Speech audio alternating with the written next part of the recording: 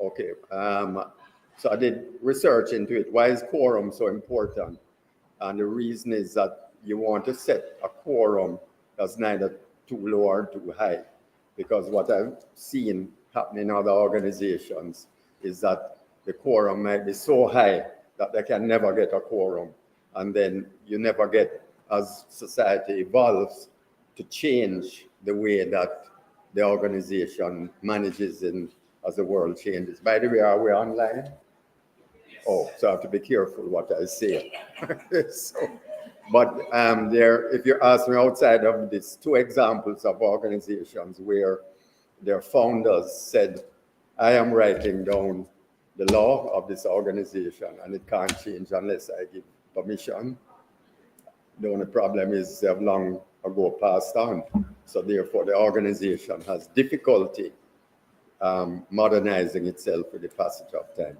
So what we have done is to set a quorum of 10 members, paid up members, which is at a level that we can get people together, no matter how many or how few are here. If we got 40, that's wonderful.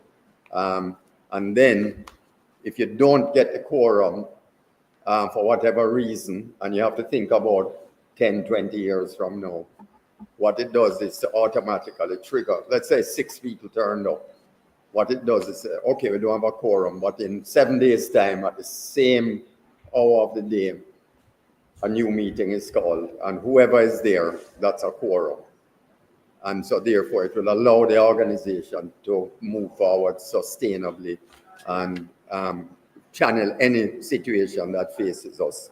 The other thing to bear in mind is that there's a separate document which you might want to look at in the future called the Articles of Incorporation, because the Temple of Light is a limited liability company under the Companies Act. And that actually states, and a few people have a copy of it here, that the number of members is 7, because being a company, you have to state a number when you first start, and the quorum is 3. So therefore, that's something else to bear in mind. So the bylaws has a number that's higher than what's in the articles, but not so high that we can't channel any kind of eventuality that might face us in an emergency. And you might say, why am I saying that? Okay, let's say COVID, I don't want to, I plan for all scenarios. Who knows what the future may hold? So you want to be able to manage any eventuality where we can't get all of us together all on the same day. Okay, questions? So that replaces the 60%, the old time 60%. Yes. Right. Right. That was so high. Yeah. Much too high. And then the other issue we face is with the membership scattering all over the world. If you're in Singapore, how do you participate? I mean, there are all kinds of logistical issues. So this makes it easy. The other thing I'd say, I'd gone through the entire bylaws, compared it with bylaws of other institutions. I think this is a very good document for us to move forward with. And in addition to that, always remember, if there's anything in there that in the future we need to change, well, we just call a general meeting and change it as we see fit. Thank you. Can I keep that copy? Oh, that's yours? Maybe, yes. I'm famous for walking away with pieces of paper that don't belong to me, except money. Yeah, I better try to find my pen also. No, so I asked Doug to focus on that because that was the major glaring point in the bylaws that he questioned. 60% is really high.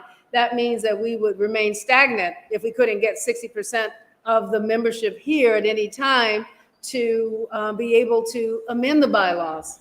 So the things that I want you all to be mindful of are the rights and entitlements that you have under the bylaws as members, because we are a member-centric community. Remember that? Yes? We are a member-centric community. 2 or 3 members of the organization can call a special meeting. Right? There's something pressing, there's something on your mind that we need to address. It doesn't have to be a member of the board. that does that. You all are members. So I just want you to be aware of your rights and your entitlements. The other thing that I want you to be aware of is we should be more transparent, and we will be more transparent in going forward. So back in October, we started publishing the profit and loss statement. And so we have to commit to doing that with regularity so that you all always know where we are financially.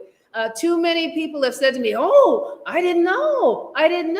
Well, then I say shame on us because we weren't being as transparent as we could have been, but that has been corrected.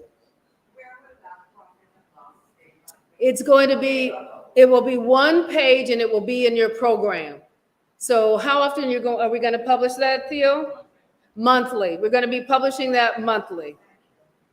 Okay. So I've got to ask my finance subcommittee, first Sunday of every month. Great. So so that's specific. So I'm going to make a note of that. First Sunday of every month is when we will publish. We're just not going to give you all the weeds, all the details, but we will give you what you need to know: the income, the outgo, the deficit, or the surplus. And I have to say, you all, in the month of, was it April we had the surplus? The month of April, we operated at a surplus. Clap it up. Yay. That's a good thing, because the month before, I had to report that we were operating at a deficit, and it had been for, I believe, 4 consecutive months. So we are not out of the woods. That means that we have to continue to support our spiritual community, our spiritual home, you all. And being a member has its privileges. You have your privileges, and with that comes what? Responsibility. And so the responsibility is to support this institution with your presence and also with your treasure. And as, bills continue to increase, we have to have more to be able to take care of all of our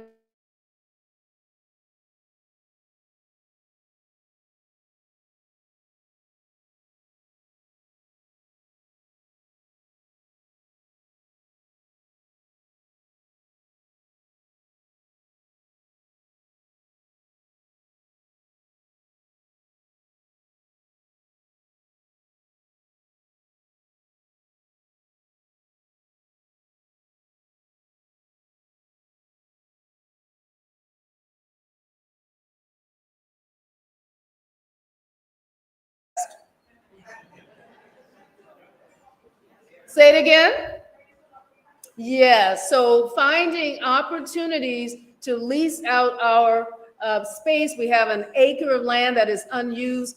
What is the potentiality? The potentiality is great. People are looking for space, needing space. So what we are doing, as Doug would say, is we are brainstorming, we are entertaining all the proposals. Some of them are way out there, some of them are in line, but we're entertaining all the proposals to identify the one that we will present to all of you that we think is most conducive to our needs. We want to meet our needs as well as their needs.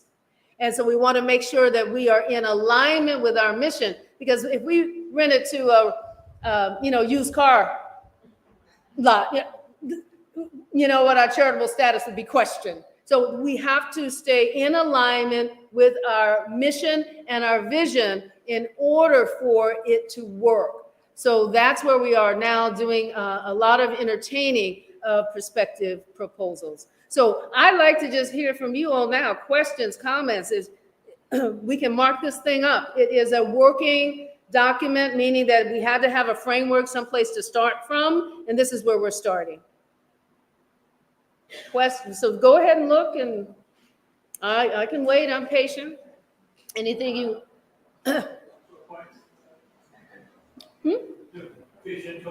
Oh, well, yeah. Yes, Jennifer. So my question arose. What happened to my page numbers? They disappeared? No, they used to have page numbers. Okay. This one? Yeah. Okay, sorry. Okay, so my question, the next document, and folks, I actually have the old copy, and I told Theo, no, I don't need a copy. And then when Doug spoke about quorum, on which I had a question mark, I realized, but this is not what he's talking about. So yes, I need another copy. But there is still a question around this section on nominating council that I have. Yeah. And I just wanted clarity on how the composition of that nominating council and how we come about it, because it's there, but it's not clear. Section 5.2, leadership of the organization. Yeah, that's a great, it's under Article 5. On Article 5.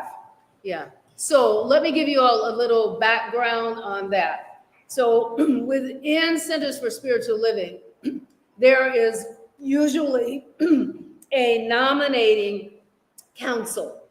In a spiritual community such as this, individuals who want to be a part, the invitation is always extended. I did it before our last AGM. I also explained that you could also self-nominate.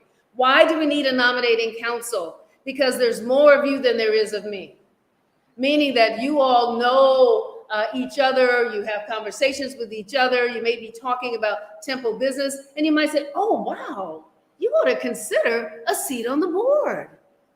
And then those individuals will bring that information to me, and we will reach out to those individuals who express interest. Now, the thing is that has recently happened within CSL is we have changed things. You cannot nominate someone else. You have to self-nominate. The reason being, when you self-nominate, you're committed. Oftentimes, if people ask you, you'll do it under duress or you want to maintain the relationship, but your heart's not in it. We want people who are called to this work, because being a member of the board is a calling, just like my call to ministry. So that's one change that has happened. So for the first AGM, I had only been here a couple of months, and I had talked to a number of people. So I just tapped folks that I saw that were running in different circles that had friends throughout the community, and asked them, will you serve as my nominating council? And they said yes. So I want to acknowledge them and thank them for that. We had Denise English, we had Elizabeth Terry. Who else was a part of that? Oh, and Sandy Cooper. So again, before that first AGM, I had only been here a couple of months, you all. I didn't know everybody. So it was by invitation. So this time around, before we had our AGM, I made an announcement from the podium, letting people know that you can self-nominate if you would like to serve. We actually have a new board member as a consequence of that. Denise Williams, are you here? Or did she have to leave? She was here. She couldn't stay. But let's applaud her anyway. Maybe she'll go back and look at the recording. For stepping up and saying, yes, I want to be in service. And so she brings a business background and a business perspective to the Board of Trustees. And that's what we really need. Board of Trustees / Leadership Council. So one of the things you might, also notice is that we use those terms, and for the most part, I try to be consistent and have them together. The language here is Board of Trustees. CSL, it's called Leadership Council. We have not quite migrated to that, but we're working on that, working on moving into Leadership Council. And so at any time we amend the bylaws, we may change it because everybody will know that that is the language. When we say Leadership Council, we are referring to the Board of Trustees. So anyway, we now have an additional member of the board who self-nominated. So the nominating council just talks to people and encourages people. They have no power to do anything else but talk to people, engage people, inform them of the opportunity. If anytime we have a vacancy on the board, we have to fill that vacancy. And that's usually done by appointment for the duration of the term of the person that departs.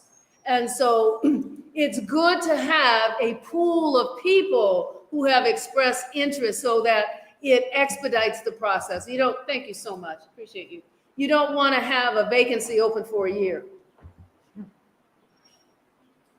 So if you have a nominating council, it's easier to fill those positions because they're circulating and engaging folks all the time. And so therefore you have a pool of people that I can then approach and say, do you have an interest? And then do some information around, what the roles and the responsibilities are.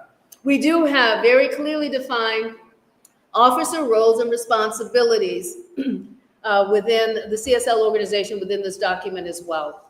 And the one other thing that I want you all to be mindful of is that we can form committees for very specific tasks and or projects at any time. You can request that a committee be formed for a specific task at any time.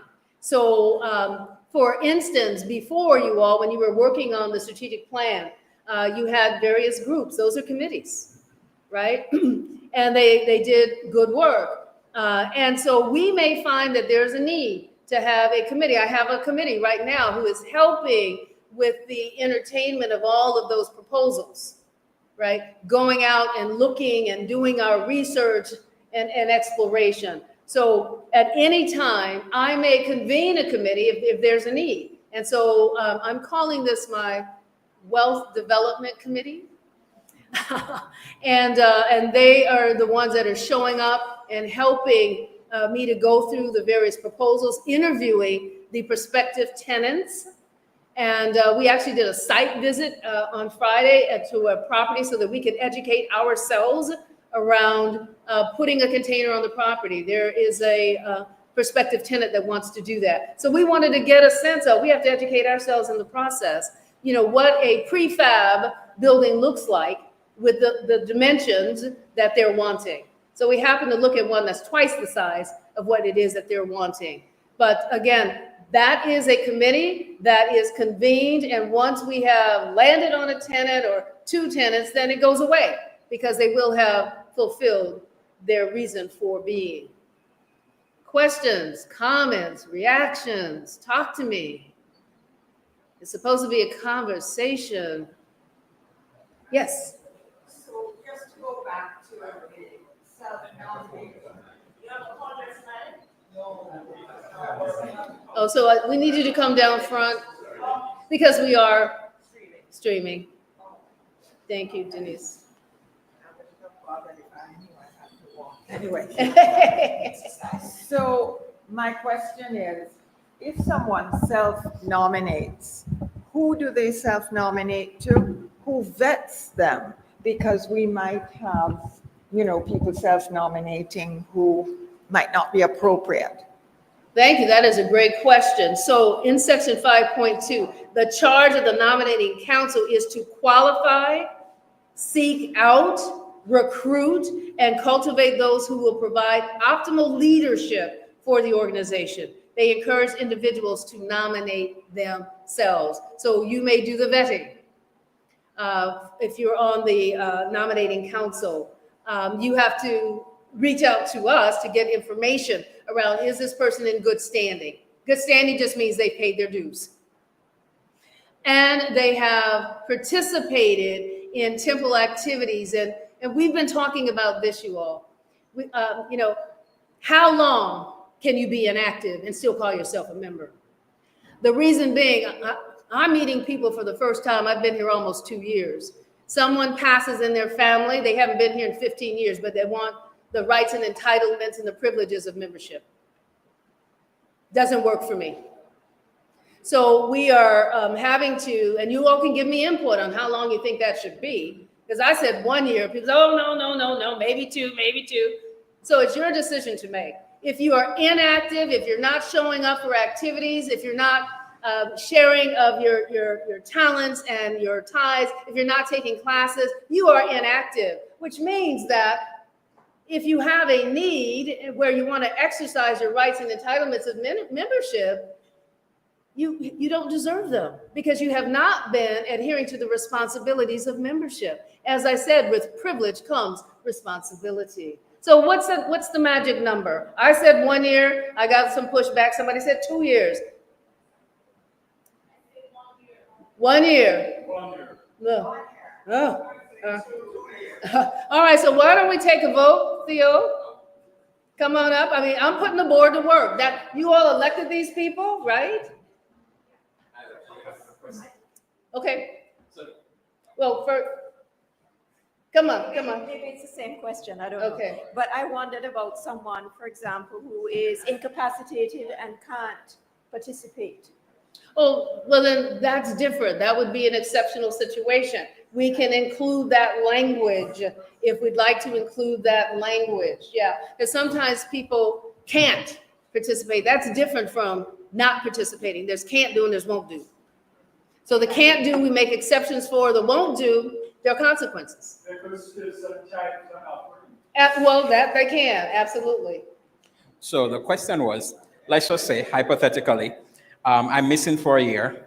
Now the question I have is, how do I become an active member again? Do I just show up and start being active again and I'm considered an active member, or is there a process? That's the only question I have. Okay, I'm missing for a year. I might have gone away to university or something. And Yeah. I mean, I really should be joining online and doing other things, but I'm just saying.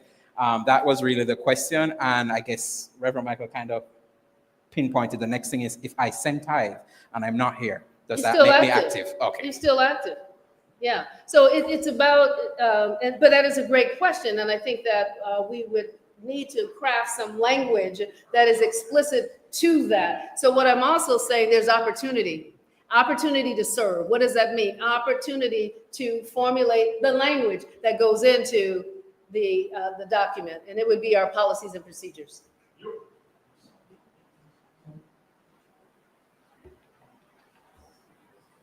Not exactly on that same point. I think 2 years would be, that's my opinion, that would allow for somebody who went off for university and for whatever reason. But I think 2 years, I think it's reasonable. Well, we're going to vote on Yeah, that. well, I know we'll vote. Section 2.3, I understand that point with respect to financial support, but could you clarify this in the context of, suppose the member is destitute or, in a financial bind, or coming from homeless and coming Okay. for whatever reason, right? What would this mean what would this look like in terms of their financial contribution? Okay. Yeah. So I'm going to speak personally, and then I'm going to speak organizationally. Personally, apply the teaching. If you are experiencing financial hardship, you should be the first one to be tithing. It's a spiritual principle. If you need more, you give more. So you give 10% of whatever you have. It might be reduced down to 100 Jamaican dollars, but it's still, you're giving your 10%, you are tithing. So that's my personal take on that as a student of the laws of prosperity. And those of you who took my class recently for 10 weeks, you know that. And we had counselors, we had a video of counselors, spiritual counselors, giving the same counsel, saying that if you have experienced financial hardship, the amount of giving is less. It's not about the amount.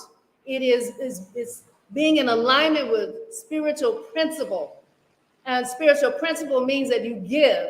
And so maybe the amount, as I said, has shrunk significantly, but you are still giving your 10% of whatever it is you have.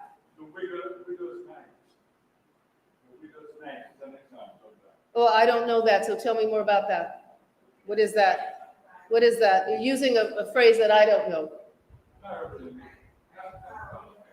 Okay. Well, I'm not a biblical scholar. I admit to that. Right.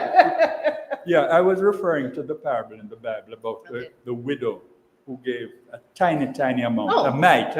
Oh, my. But she still gave. Right. Thank you so much. Yeah. So that's my personal response to that. So what say you?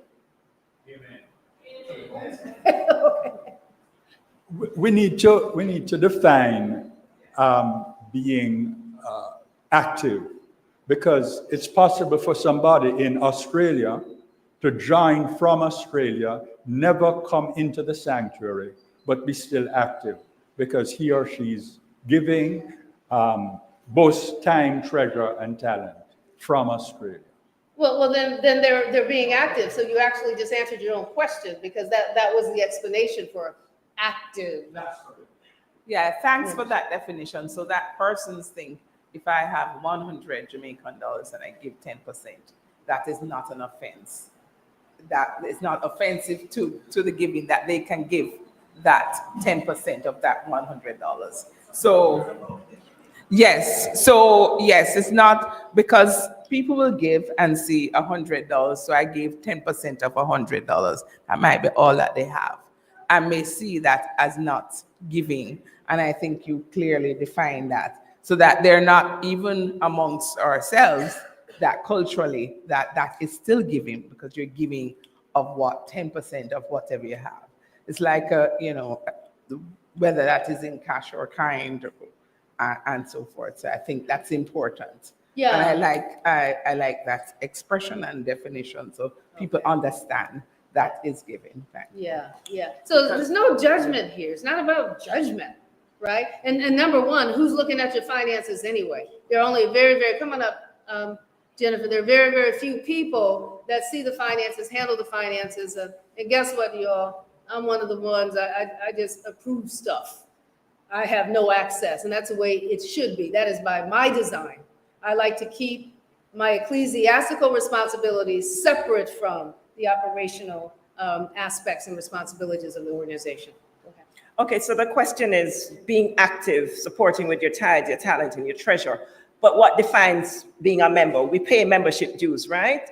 So the question I want to ask is, are these persons who have been inactive for whatever period, are they going to be required to pay up 1 year due, 2 years due?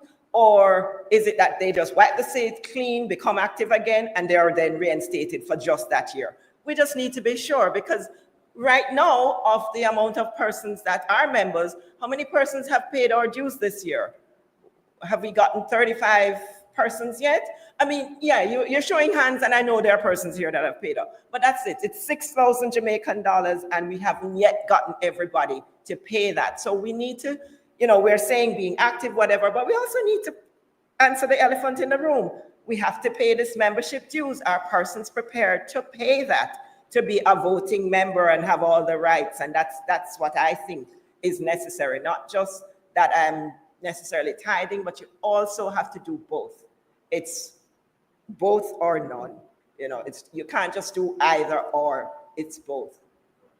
So that's my question. And it's both and. I have a little question about that as well.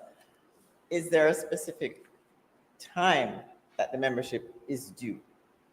It is? It's normally just set for the year, but maybe Yeah, but when does that year start? That is it. Right? Oh, when the year starts is January. I'm asking because I know. Okay, so it's a calendar year that determines when it is due. Okay. Thanks for that clarification. And I think too that it might be a good idea for us to recirculate the requirements for membership. Because a lot of you have been here a really, really long time, and maybe you forgot the requirements for membership. So we'll make sure that, again, it's about transparency. We publish that so that you know what constitutes membership. What else? Good discussion. What else?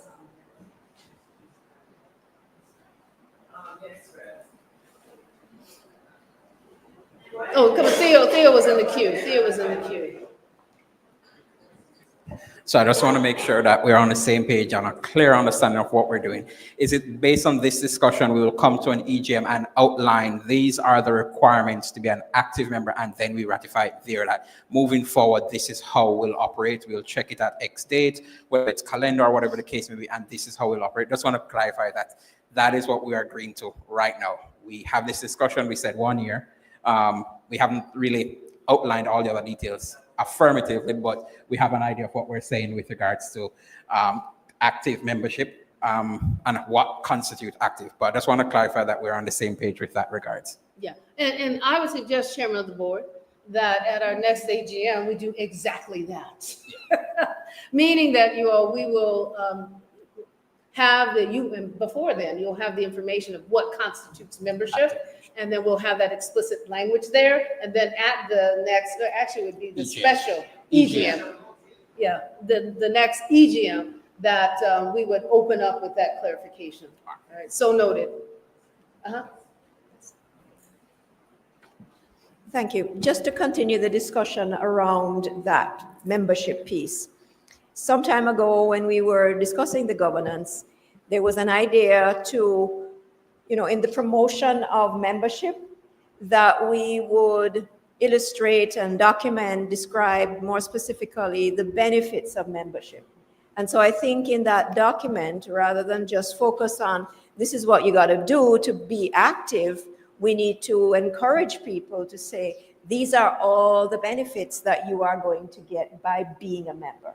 So, Absolutely. We will give you that entitlements as well as responsibilities. It'll be balanced. Thank you for that. Anyone else? Questions, comments? What say you, Doug?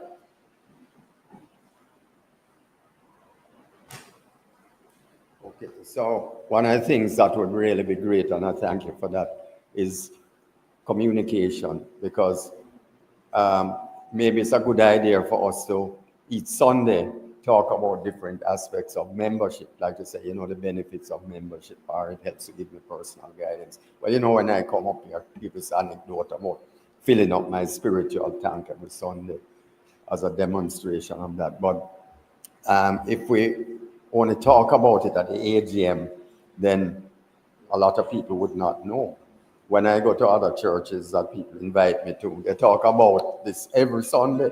They talk about benefits of membership, how many people are members, how many people they're hoping will pay up. They'll talk about, we have a special project, we'd like somebody in the membership to give. Now, I don't know if it's something about our philosophy. I'm just a layperson, a businessman. I don't know a lot about religion except how I learned to pray here. But what I see at other churches is part of their culture to ask people to give every Sunday. And I'd ask, is that something that we want to do more proactively? Because that's how I see other churches being so successful. So, there's that adage, what you give attention to grows, right? What you give your attention to grows. So if we give some attention to our finances, then I'm trusting that it will grow. So we can definitely, publish the monthly finances, and if we have something to report, some uptick, some downtick, whatever, that we be transparent and we do that. Yeah. So one of the other things is, for example, and this is my sisters overseas, so they give to our temple and they give to Unity, and they say every single month somebody thanks them for giving to Unity.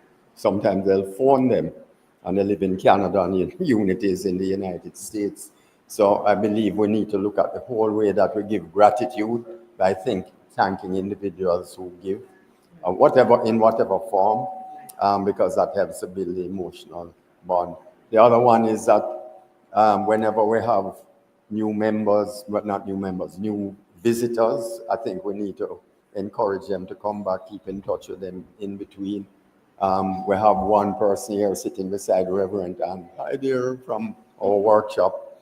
So what I did is I asked her for her cell phone number. So I'll call and say, hi, great value, would you like to come next Sunday? I'll see you Saturday at the workshop. Because the process of us building our membership is about building emotional bonds with the people who are initially attracted to us. And so that, who better to do that than us long-standing members, because we know the benefits for us.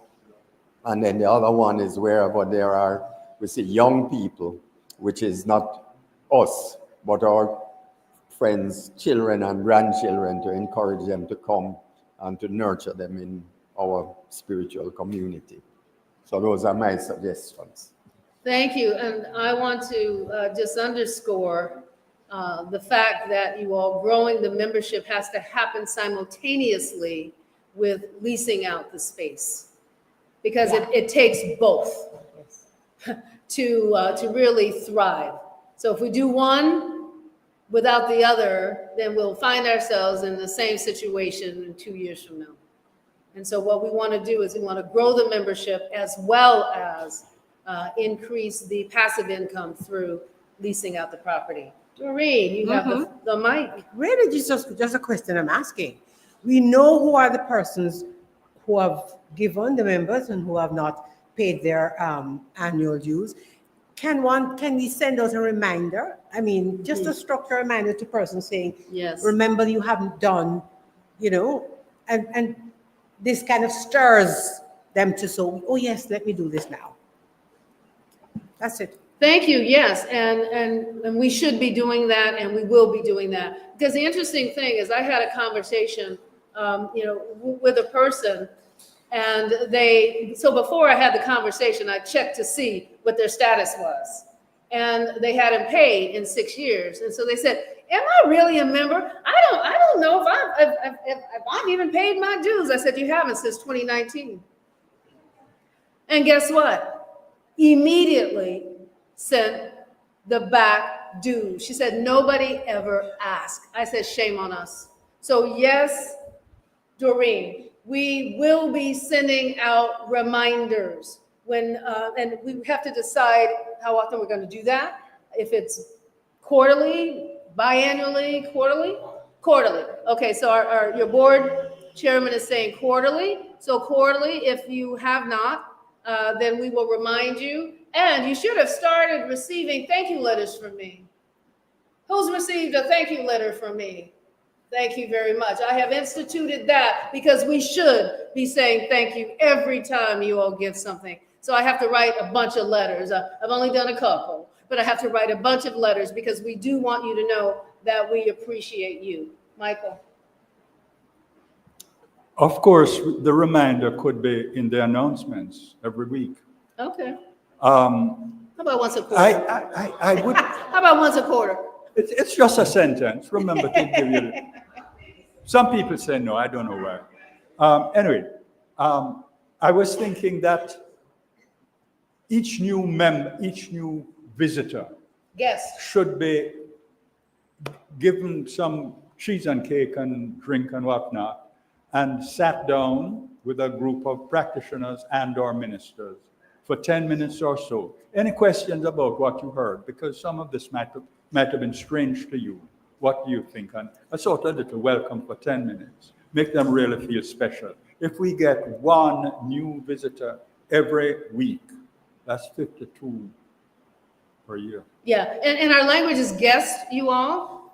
We don't have visitors, we have guests. Because if you look up the definition, you treat your guests a lot better than you do visitors. So we're going to up level to guests. And I'm going to say that that's everybody's responsibility. It shouldn't just be me trying to beeline to everybody, right? It should be all of us beeline, making that line straight to those new people so that they feel welcome, they feel included. That is all of our responsibility. Raise your hand if you agree. That's all of our responsibility. Well, thank you very much. All right. Okay, so yes, Michael, we should be doing that. So I am, because you raised it, I expect to see you engaging those first-time guests as well. Okay, great. Thank you. Thank you. So there's one thing, you all, that was not announced today that I think we announced it next week, and that is to appreciate all of you. I believe what you appreciate appreciates. So the first Sunday in June, we're going to have a special appreciation day. Anybody wants to work with me on that? The invitation has been extended. Show up and, or call me. We'll get together. We can do a Zoom or what have you. But I think that we do need to say thank you more. We do need to appreciate all of you more. And so I'm declaring, as of now, with the spiritual authority that's been invested in me, that the first Sunday of every year in June will be Appreciation Sunday. You like that? All right. Okay, great. Yes. Yeah. Some people take their role seriously. No, some people just read this and have questions. And she's reading the wrong copy. So remember, that's the problem why she has so many questions. But anyhow, it seems to be the same on both copies. So I want to move the discussion along, and this for me is important. Section 7, Article 7, please. Section on the vacancies of the senior minister. And I don't know if you have read it, but my question really is, because the process I know we went through, Rev, in recruiting you, I'm reading this here, I want clarity around it, because then I'm not sure if we're gonna go back through that same kind of selection committee, getting CSL to post it and all of that, because it's not clear for me. I know we're combining CSL bylaws, I just want clarity around it. You know, if such a situation comes up. From what I'm reading here, I'm not sure I'm clear. So. Okay, thank you. So you all are getting granular. Everything is not always contained in the bylaws, right? So you need to have procedures. So we need to create very specific procedures for all of these practices. So to be perfectly honest with you, we should adhere to, I believe, to the CSL process only because we don't have a plethora of qualified New Thought ministers here in Kingston. It's different in the United States. So I think that, yes, you should go through that process. So we need to document, you all already have it, I'm sure, because you came up with your selection committee and you have your process. So I think we need to publish that and, you know, allow for input into that as well.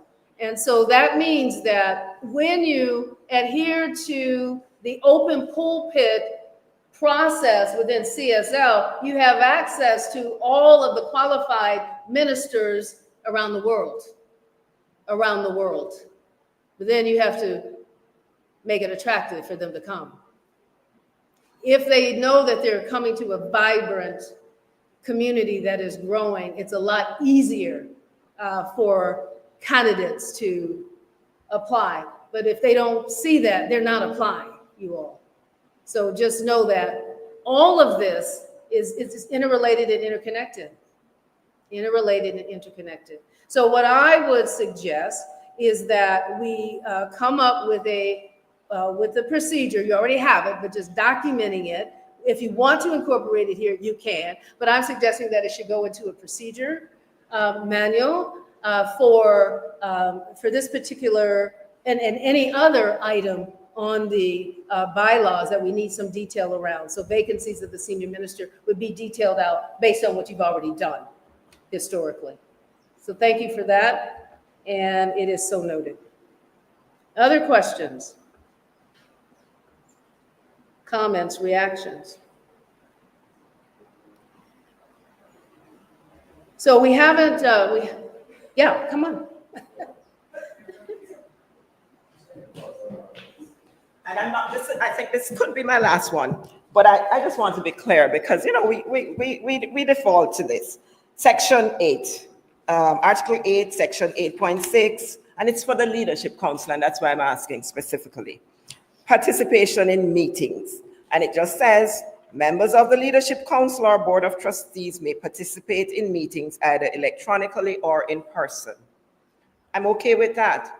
But you know, just how many electronic meetings are we going to be participating in? Because some of us would just decide that I'm not going to come to the temple. I'm just going to meet online every opportunity I get. And I'm not sure when we're not all together, sometimes in the room, we'll lose some of that cohesiveness, etc. So I just wanted to know if we should qualify that. It's open. I'm just questioning.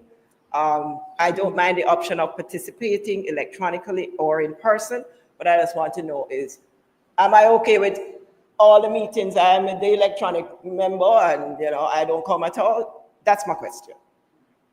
All right. Yes, Reverend Ann.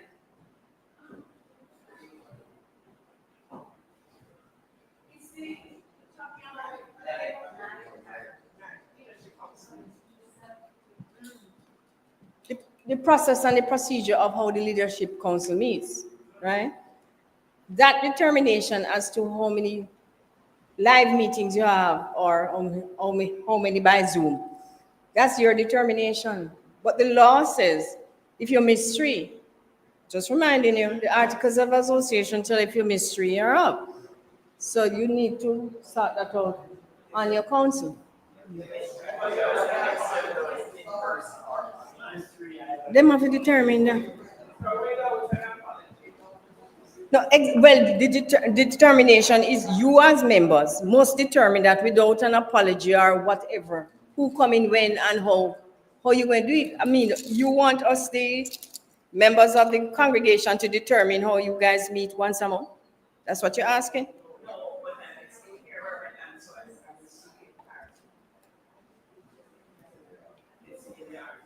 All right. So I think, I don't know if I'm answering the question or just noting a point, that this definitely needs to be a procedure otherwise, because I think this is just too loosely worded. Things like, all right, so yes, you can meet electronically or in person, but we need to probably have a procedure to say, all right, you can't miss 3 consecutive meetings, but you also can't just happen to miss 2 meetings, turn up at 1, miss 2 meetings. So we need to say, all right, you have to at least turn up to 6 meetings for the year, because it doesn't make sense otherwise.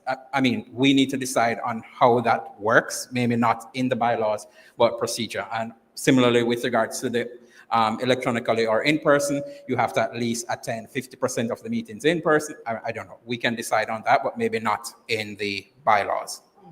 Yeah, it definitely should be outlined in the procedures, and it does exist because I have heard it before.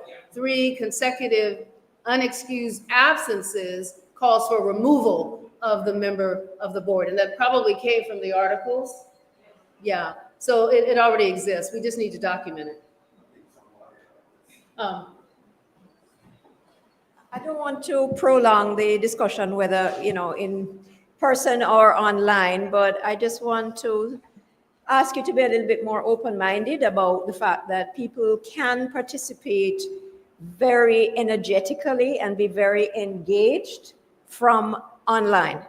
Because if you say you have to attend in person, I mean, I'm thinking about an NGO that I sit on, and none of us are in the same place. And we're certainly not going to be traveling to Chicago to be online. And there may be persons who would like to serve on the Leadership Council that are not physically located in Jamaica, especially now that we have the diaspora. So I'd be very careful about insisting that people need to be in person. I think it's more about the quality of the interaction and the engagement. Thank you.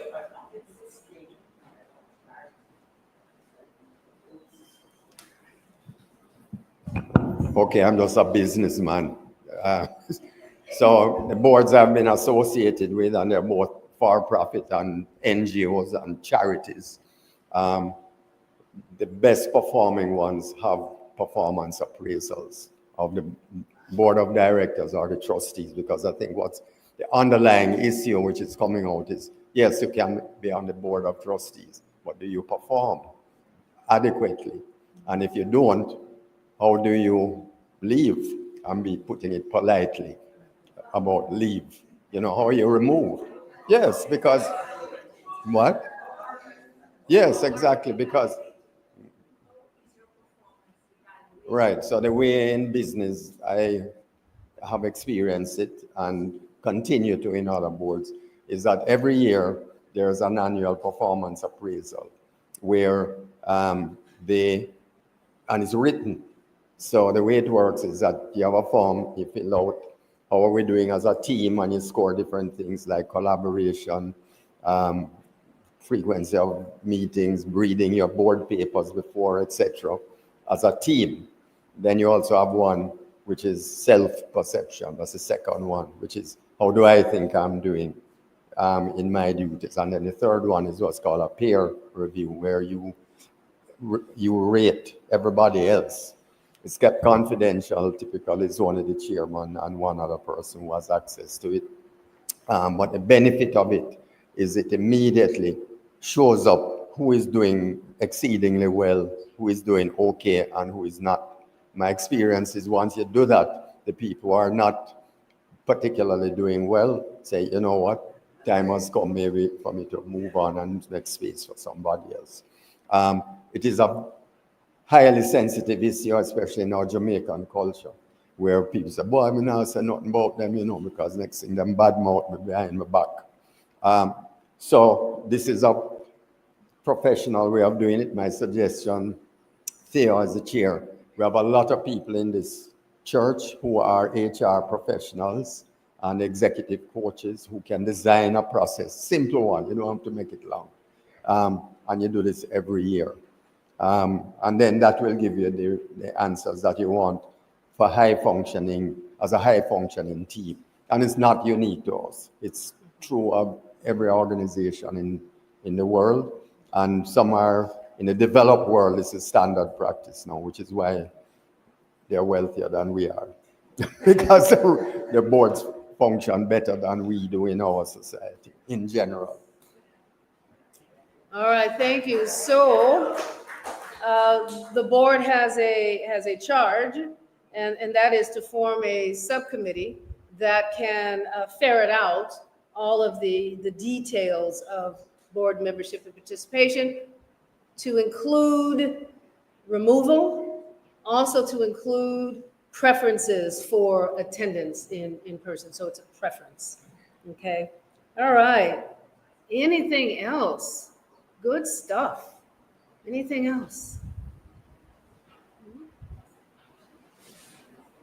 So I'm going to say that this is an organic kind of process. So before we have our EGM, up until a week before, and we will give you the date very soon because we have to give you at least a 21-day notice as to when that is going to happen. That means that I will entertain your feedback and your input up to 7 days prior to the actual EGM. So if you want to sit with this, you want to be in prayer, meditation around it, I strongly suggest it. And then come back with additional input, I absolutely will consider it and have it reflected to the extent that it makes sense. Okay. Is that it? Okay, I'm going to ask the Reverend Michael Record, would you pray us out of here, please?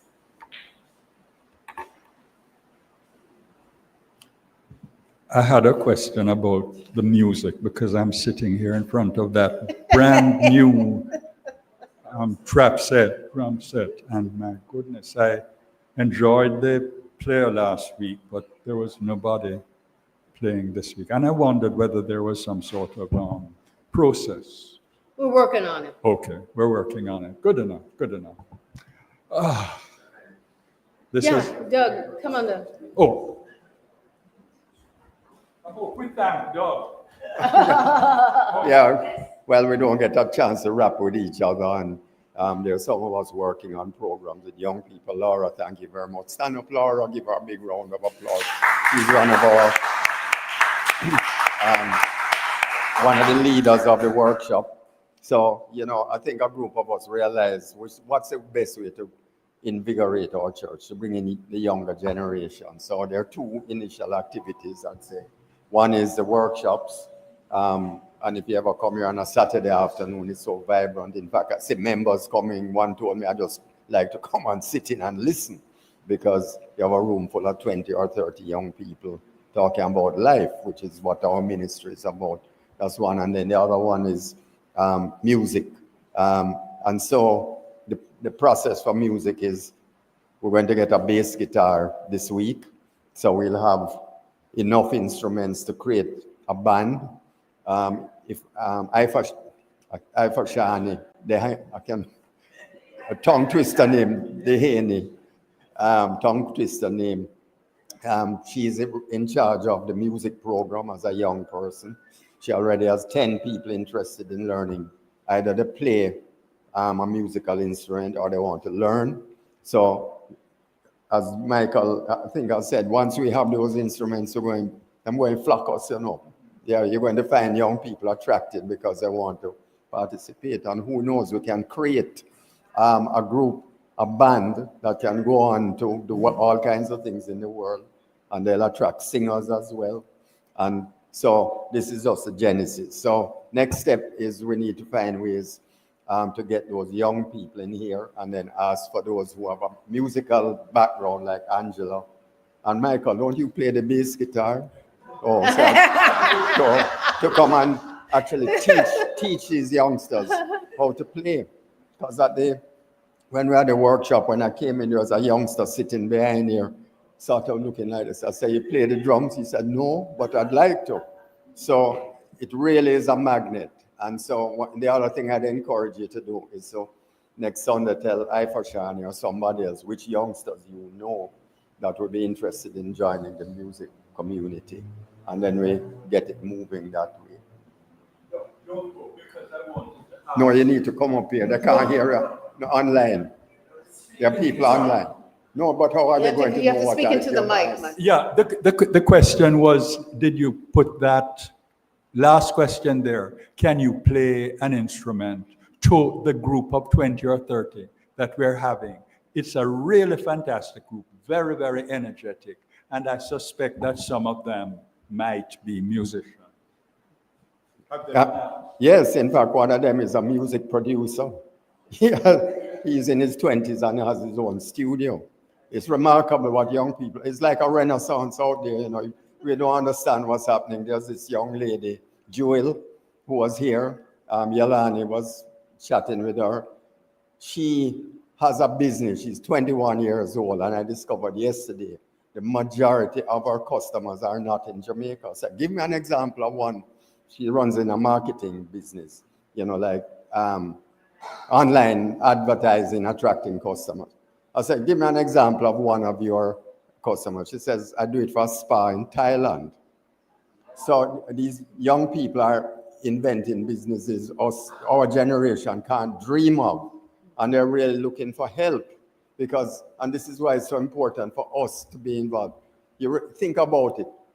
When youngsters like that go home, who do they have in the older generation to rap with and say, hey, what do you think of this idea? How do I evaluate whether I can trust this person or not?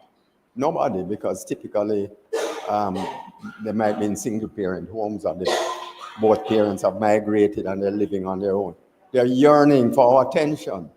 It's amazing. So that's where we come in now. And that's why I love being here. It's my form of worship. When I leave here 6 o'clock in the evening, I feel so good about life because I said, hey, just mixing with these young people is just so energizing. So, in fact, I'd encourage you to just come next Saturday and sit in around the side and listen to what they're doing. If any of you have your own businesses, we are inviting 2 founder entrepreneurs every Saturday just to rap about how they started their businesses and the problems they ran into and succeeded. So if you run your own business, come and join us. Let us know in advance and get you to just share your personal experience. So, but music, that's what I'm really looking forward to. Because if I have music here on a Sunday morning, maybe I don't need to go to Ribby's on a Sunday afternoon. Yeah. So if you all take the time, come on, Christine. If you all take the time to read those newsletters that I send out, especially when I take the time to write about something, there was an invitation extended in that section that I wrote about step into your future, success as an attitude.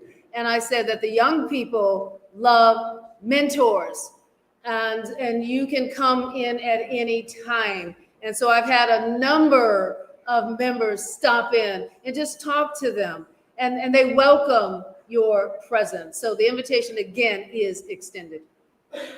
Hi, good afternoon. Oh yes, thank you, Still Jennifer. morning. Thank you. Two simple things I'm asking. At what age does my teenager is eligible to be a member of the temple? That he can start paying membership dues? 18. You know, I think we what did you say? Oh, that has been established. Or that we're being told that now. No, it was established. I remember I joined up when I was 18 and did the classes years before, and then I just waited until I was 18, then Okay, wonderful. Thank you very much. The second thing is that I noticed now for the past 2 weeks that the lighting at the candle for the youth has been removed from the service. Yeah. Is there a reason why that Oh, was yeah, there's a done? reason. It's embarrassing when you don't have any youth. We'll bring it back when we have youth. We can still pray for the youth. We can still light the candle, but I've gotten too much feedback, especially from abroad. People are online. It's dead space. So temporarily, we have just held it back. When we have more youth present, we will bring it back. Okay. We're still praying for them. No, I think because they look forward. Those who are here, those who make the time to come, look forward to coming up and doing what they need to do. Well, you know? most of them do it under duress. But I got it. Come on. Okay, we're going to talk heart to heart now. So I told you I was babysitting, that's why I was late. So I have a 7-year-old and a 3-year-old granddaughter. So my 7-year-old, when I was dressing to leave, she says, "Granddad, can I go to Sunday school with you?" How was I to answer?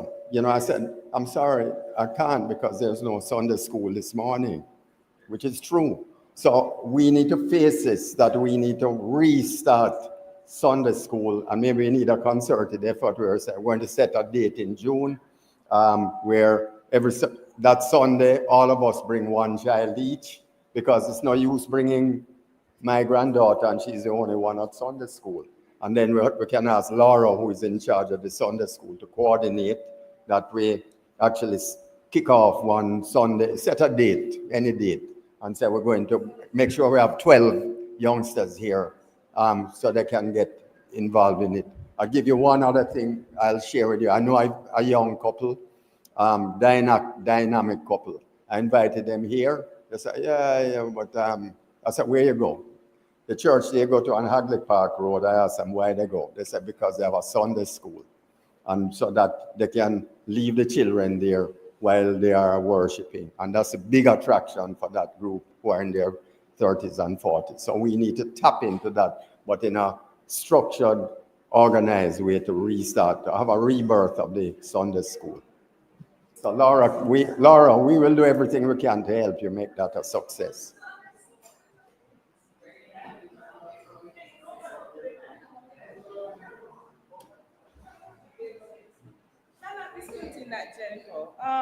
Just two things. Good morning. So we had agreed, Rev, first Sunday they would be in church. That was one of the things for the youth. First Sunday, we need them in this space and not. So there was once upon a time, long ago, where it was felt when we had the control of the Sunday school. No, but there was a feeling at one time that it felt like it was a daycare, because some parents, it was just a drop off. Yeah. So, and there was a high sense of that. Yeah. But we had decided that on our first Sunday, we wanted them in the space because we want them not to feel so separate. Yeah. And it was good today, that story about your granddaughter, I'm sure would have resonated with the young ones that were here. So we're working on it. I want to go back to the music, and I'm asking, we need a coordinator. Again, I'm going back to even before I was such an active. Remember? Yeah, coordinator, whatever. There were people like, so there was that Spanish lady, I can't remember her name, Professora, and we had Dr. Dexter, Maestro. We need, and I know there's Angela, but we need a dedicated person to lead on the music program. We need that. We're going to need that, right? Because it helps to, yes, we want the youth to play, but we need I'm not a music person, forgive me. So we need someone who will steer that ship and will keep that organized and set a program for the music. I just wanted to say that bit. But guys, we are working on, and we need more hands. And I know Carol is here? No, Carol didn't come. There she is. There she is. Oh, forgive me. You're right. I know you had left with the cake. Had volunteered and had committed to giving more hands with the coordination of our youth. And we need more of that. All right. So working on it. I don't remember if there's anything else I want to say. Come on down. I've got some folks who have their hands up in the back.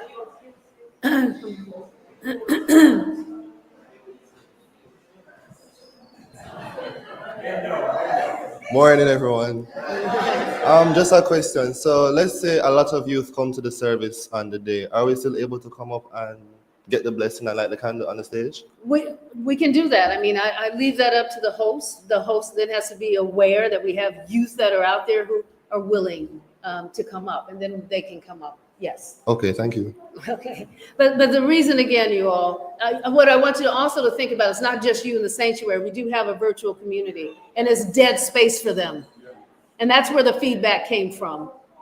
So when you don't have youth, it's just awkward and uncomfortable. So like I said, it's a temporary adjustment. But when we have, like Terrell just offered, youth who are willing and there's a sizable number, yes, they can actually come up. Yeah, I think as we, and this is, I guess we'll discuss that more offline. I mean, I used to be a Sunday school teacher for many years. I think important is that we do have a dedicated space that we call the Sunday school where we have the host the youth. I think that's important in doing that. And even when they do drop off their young people, there are creative ways of also engaging them. And there are many young people now who are adults who are used to be in that class. So I think we can do that structure. I know Auntie Leith and no Lorna driving that, but there was also a music element that she integrated into it. So I think we can get it off the ground, but we do need to have some clear space for the young people when we do have them on a Sunday, clearly defined. So I think we'll work that.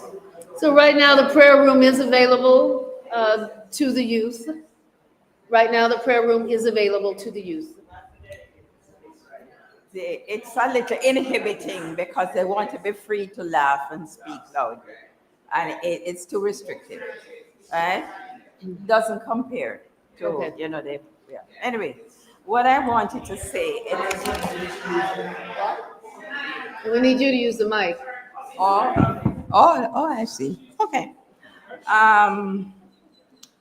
It occurred to me one Sunday when I was on the platform that instead of having the children come up, yes, they could still come up, but we do affirm abundance. And I think the congregation stands for that. I'm not sure.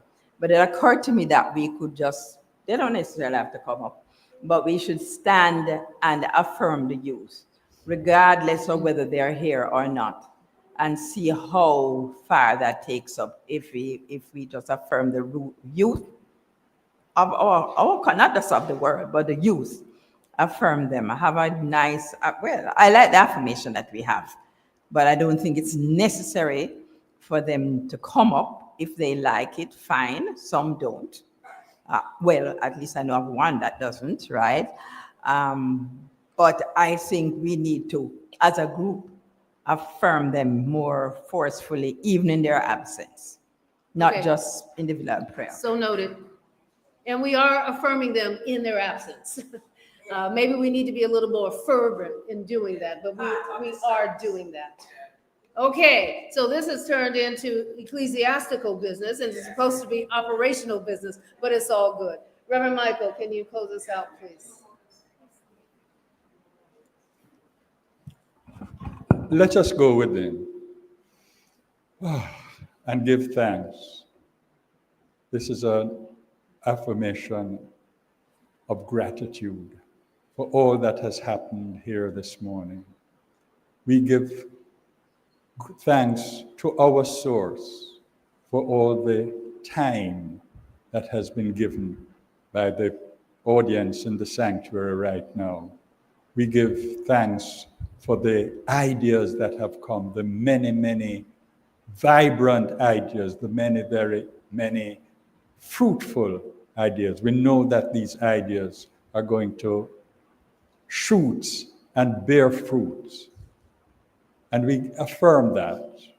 We give thanks for the plans that are being made right now. And we know that because we are making these plans with an affirmative an affirmative frame of mind, that they are already beginning to manifest. And we know that as we have been speaking about those who are not in the sanctuary right now, we know that their minds are open and receptive, and they have been receiving all the ideas, all the suggestions, all the plans. And that because of this discussion this morning, we are already growing individually and collectively as a temple, as a community, and perhaps even as an island, because of the discussion this morning. And I know that as we prepare to leave, we continue to think about the growth of this beloved church of ours. And we keep this positive attitude, this attitude of gratitude. And we know that what we are grateful for increases. I know that, I believe this, and affirming that we have this attitude of gratitude, I release my words into the law of mind, giving thanks that as I have spoken, it is so, and so it And is. so it is. Amen, amen, amen. Thank you all. Thank you.